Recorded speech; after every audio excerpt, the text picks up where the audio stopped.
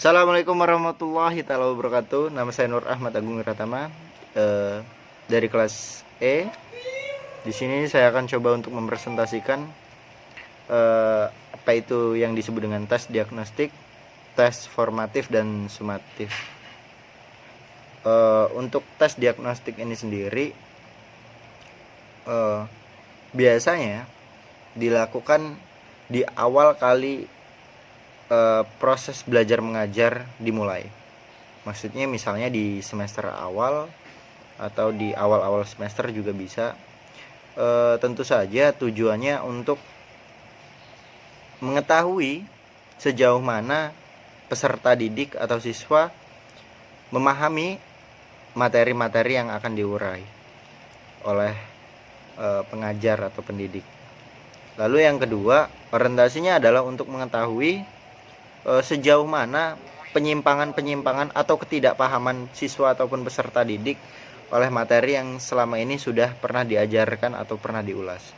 Biasanya tes ini juga dilakukan baik dengan lisan, tulis, atau disiapkannya angket atau pertanyaan-pertanyaan sesi. Yang kedua adalah tes formatif. Tes formatif ini dipandang juga sebagai tes diagnostik pada akhir pelajaran, atau tujuannya biasanya dilakukan di tengah semester, di pertengahan semester, untuk mengetahui dan mengevaluasi sejauh mana guru, tenaga pendidik ataupun siswa sebagai objek didik, sejauh mana penyimpangan-penyimpangan itu terjadi, dan lalu kemudian apa saja yang memang perlu. Metode yang digunakan bervariasi.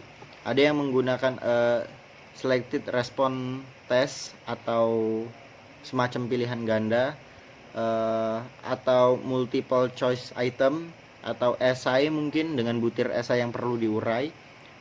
Banyak sekali metode-metode yang bisa digunakan. Artinya orientasinya secara singkat dan sederhana adalah mengevaluasi di pertengahan semester atau di pertengahan proses pembelajaran tersebut. Itu fungsi atau yang disebut dengan tes formatif. Lalu yang ketiga adalah tes sumatif.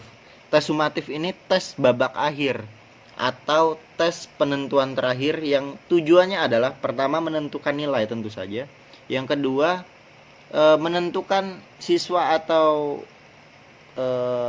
yang kita didik ini masih cukup layak tidak untuk lanjut ke step selanjutnya atau mungkin naik kelas atau semacamnya. Tapi juga bisa menjadi bahan evaluasi bagi tenaga pendidik, apakah ada yang miscontact, apakah ada yang salah dalam metode pembelajarannya. Tentu saja di tahap akhir ini yang pasti untuk mengisi kemajuan belajar siswa sejauh mana. Nah, tes sumatif ini biasanya berangkat dari 3 hal.